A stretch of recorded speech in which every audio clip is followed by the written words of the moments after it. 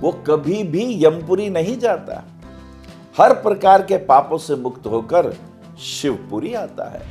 गौरी हसी मुख आंचल दई के, देख पिया जगलोक भयो है। भोरे से कंत हमारे पियो, दे दे धतूरा धन लूट लियो है। दे दे धतूरा धन लूट लियो है। ओम कर्पूर गौरम करुणावतारम संसार सारम भुजगेंद्र हारम सदा वसंतम हृदयारविंदे भवम भवानी सहितम नमामि। ओम नमः शिवाय नमः शिवाय। सभी शिव भक्तों को भगवान शिवरात्रि के इस पुण्य उत्सव के अवसर पर हार्दिक शुभकामनाएं।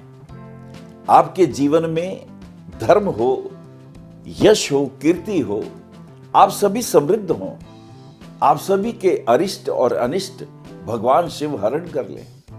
यही तो है शिवरात्रि का विशेष महत्व। बहुत सारे प्रश्न मेरे पास आए हैं, गुरुजी शिवरात्रि क्यों मनाते हैं? शिवरात्रि रात को ही क्यों मनाते हैं? कुछ मित्रों ने तो पूछा, गुरुजी ये जो शिवलिंग है ये क्या है? क्योंकि कुछ अधर्मी और नास्तिक लोग ऐसा समझते हैं शायद ये शिव का लिंग है। वस्तुतः इन सारी बातों को समझना जरूरी है। कृष्ण पक्ष में ही क्यों मनाते हैं? और अगर शिव जी संहारक के देव हैं तो अमावस्या को मनानी चाहिए। फिर एक रात्रि एक तिथि कम यानी चतुर्दशी को ही क्यों मनाते हैं? और फिर शिवरात्रि का व्रत करने से, उपवास करने से लाभ क्या होता है? और फिर ये शिशिर ऋतु, ठंड के मारे बुरा हाल है और ऐसे में भगवान शिव की आराधना, इनके वास्तव में वैज्ञानिक रहस्य क्या है और आध्यात्मिक रहस्य क्या है, मैं थोड़ा थोड़ा परिचय दूंगा। जैसे शिशिर ऋतु का अर्थ यह होता है कि बहुत ठंड ना हो, ठंड जा रही हो और धीरे धीरे गर्मी का आगमन होने वाला हो। शिशिर ऋतु में आपने देखा होगा वृक्षों के भी पत्ते धीरे धीरे टूट जाते हैं और नए पल्लव आने की योजना बनने लगती है, तो जिसमें पुराने पत्ते चले जाए। क्योंकि भगवान शिव, उनके दो रूप हैं, एक रुद्र और एक शिव। रुद्र का अर्थ होता है संहार करना, रुद्र का अर्थ होता है विनाश करना, और शिव का अर्थ होता है कल्याण करना। शिव का अर्थ होता है जीवन देना, शिव का अर्थ होता है तुम्हारी रक्षा करना। तो दो विध्वंसक शक्तियां एक साथ, रुद्र भी और शिव भी, ये कैसे संभव है? जैसे ब्रह्मा जी सृजन के देव हैं, भगवान विष्णु पालन के देव हैं, ऐसे ही भगवान शिव जो अतीत है, जो पुरातन है, जो बेकार हो गया, उसे नष्ट करके पुनः नए का निर्माण करने का आयोजन करते हैं। यही तो शिवलिंग का रहस्य भी है।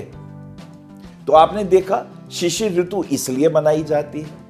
फिर एक स्वाभाविक प्रश्न उठ पड़ता है, तो मास कौन सा इनका होता है? तो माघ और फाल्गुन मास। माघ मास के अंदर पेड़ों के पुराने पत्ते, जर्जर पत्ते हट जाते हैं और फाल्गुन में नए पत्ते आने लगते हैं, नया जीवन आने लगता है। ये तो ठीक हो गया, परंतु वो जो तिथि थी, तिथि फिर अमावस्या होनी चाहिए। अमावस्या में चंद्रमा की जो सोम कलाएं होती हैं, जो सोम रस होता है, जो जीवनदायी होता है, अमावस्या में बिल्कुल खत्म हो जाता है। लेकिन एक तिथि पूर्व अगर हम पूजा करें तो उसमें थोड़ा जीवन बाकी रहता है। जैसे कोई बीमार व्यक्ति वैद्य के पास आए, बिल्कुल ही मर जाए, तो उसका तो औषधि से, उसका तो व्रत उपवास से, प्रार्थना से नया जीवन नहीं हो सकता। लेकिन अगर शेष थोड़ा बहुत रहे तो उस पर मेहनत की जा सकती है। तो भगवान शिव की इसलिए चतुर्दशी तिथि, वो भी कृष्ण पक्ष की, इसलिए इस तिथि को भगवान शिव की आराधना की जाती है। अच्छा, वो जो शिवलिंग है, जिसको लोग, विधर्मी लोग, नास्तिक लोग, उसे तो शिव का लिंग समझ लेते हैं। आखिर ये लिंग क्या है? लिंग पुराण में इसकी बड़ी अच्छी व्याख्या की गई है। वो कहते हैं पुराना नष्ट हो जाए, नए का जन्म हो, यानी मृत्यु भी और जीवन भी एक साथ। तो जो लिंग शब्द है ये मृत्यु और जीवन दोनों को एक साथ परिभाषित करता है। वो कैसे? इसमें दो शब्द हैं, लीन और गति। तो लीन का ली और गति का गा, ये बना लिंग। यानी गति यानी मृत्यु हो जाए और गति मैंने नया जीवन आ जाए।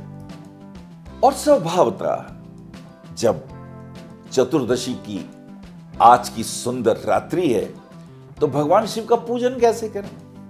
भगवान तो भोले भंडारी हैं। आप शिवलिंग के ऊपर, क्योंकि जितने भी विनाशक चीजें आप देखते हैं भगवान शिव, हम उनका क्या सा रूप बनाते हैं। हम उन्हें धतूरा खिला रहे हैं, लोगों ने पता नहीं क्या क्या चित्र बनाए। शिवलिंग कहते हैं मेरे ऊपर तुम धतूरा डाल दो, धतूरा चढ़ा दो, वो तुम्हारा जहर ले रहे हैं। आग के पत्ते चढ़ा दीजिए, बिल्व पत्र चढ़ा दीजिए और काले तिल चढ़ा दीजिए, फल चढ़ा दीजिए, फूल चढ़ा दीजिए। भगवान शिव कहते हैं मुझे सब स्वीकार है। तो आज की रात्रि भगवान शिव का ध्यान करें, ओम नमः शिवाय मंत्र का जाप करें। और यदि आप चाहें तो पंचाक्षरी जाप होता है नमः शिवाय, और 6 अक्षरों का जाप होता है ओम नमः शिवाय। 108 बार आज रात्रि को जाप कर लें, उसके बाद इन्हीं मंत्रों से होम कर लें, यज्ञ कर लें। ऐसा करने से भगवान शिव प्रसन्न होते हैं। और आज रात तो आपका उपवास है, उपवास रखिएगा और भगवान शिव की आराधना कीजिएगा। कहते हैं आज्ञा चक्र में यदि आराधना की जाए तो भगवान शिव बहुत प्रसन्न होते हैं। भगवान शिव के मस्तक पे जो त्रिपुंड का चिन्ह है वहां पर एक तीसरा नेत्र भी है। ये जो तीसरा नेत्र है साक्षात शिव यहां विराजते हैं।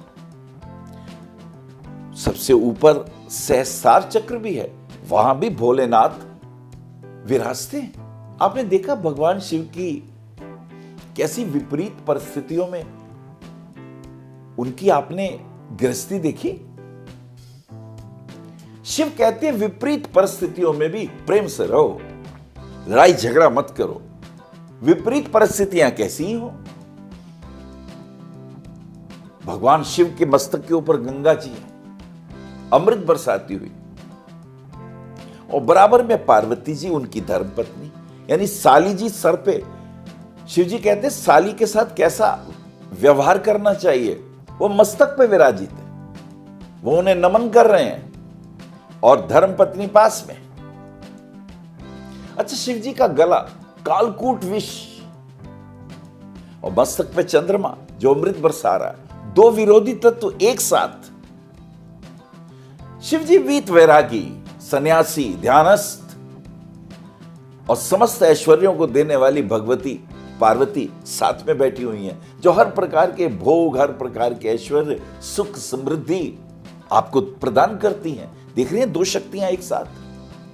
भगवान शिव का जो वाहन है वो प्योर वेजिटेरियन, और साथ में भगवती बैठी हैं पार्वती, उनका वाहन नॉन वेजिटेरियन, शेर और बैल दोनों एक साथ। कहीं देखिए ऐसी गृहस्थी जहां all the opposites are sitting together. Shiv ji के गले में सांप लहरा रहा है और बराबर में कार्तिकेय जी का वाहन मोर, मोर उसे खाना चाहता है, खा नहीं सकता, वो बड़े प्रेम में है वहां पे। गणेश जी का वाहन चूहा, और सांप सोचता है इसे मैं खा लूं क्या, तो चूहा और सांप वो भी एक साथ बड़े प्रेम से रह रहे हैं। नंदी जी और सिंह एक साथ हैं। All the opposites are sitting together. यह हमें संदेश दे रही है शिवरात्रि कि सबके साथ प्रेम से रहो।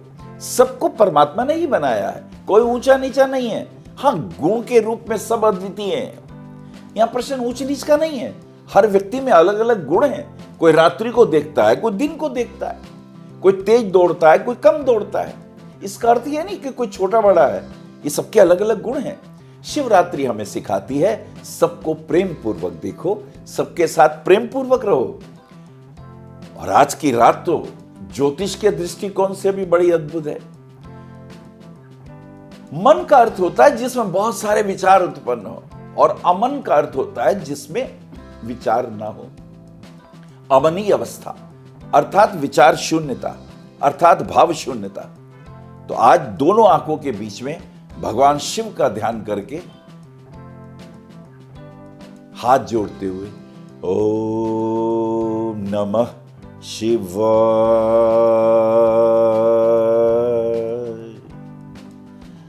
ओम नमः शिवाय,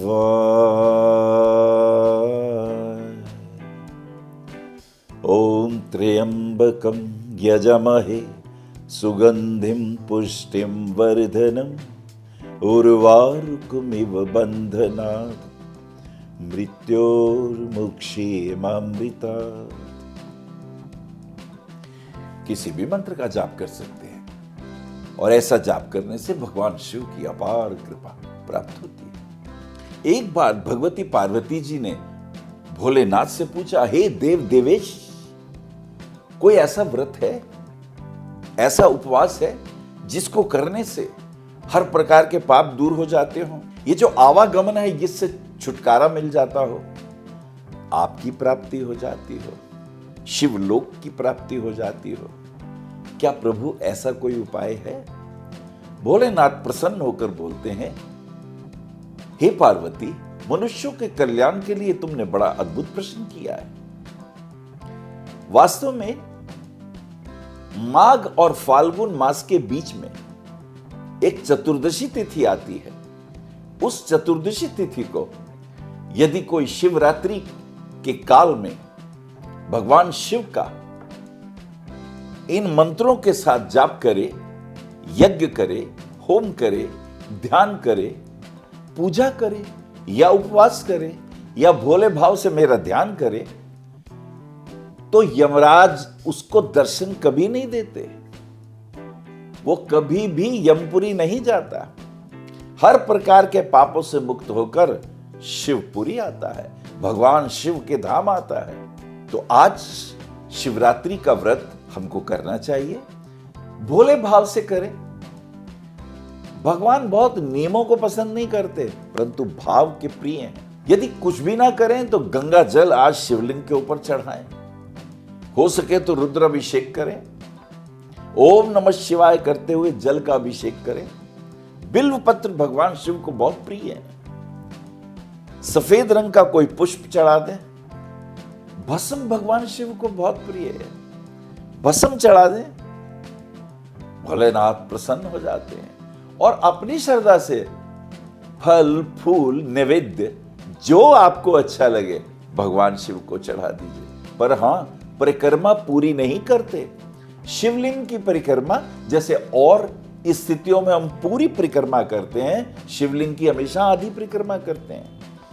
और यदि आज पत्नी के सहित यदि विवाहित हो, व्रत रखें, शिवलिंग के ऊपर जल चढ़ाएं, बेलपत्र चढ़ाएं, काले तिल चढ़ाएं। तिल चढ़ाने से दीर्घायु मिलती है, बिल्व पत्र चढ़ाने से धन और लक्ष्मी का वास होता है।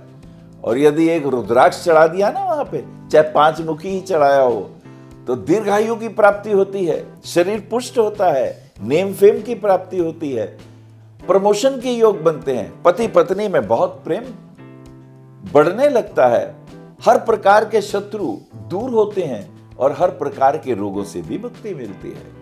भगवती पार्वती कहती हैं कि मेरे भोलेनाथ को तो सब लोग, कोई धतूरा चढ़ाता है, कोई आग चढ़ा देता है, कोई भस्म चढ़ा देता है, सबके सब मेरे प्रभु से धन वैभव यश सब कुछ ले जाते हैं।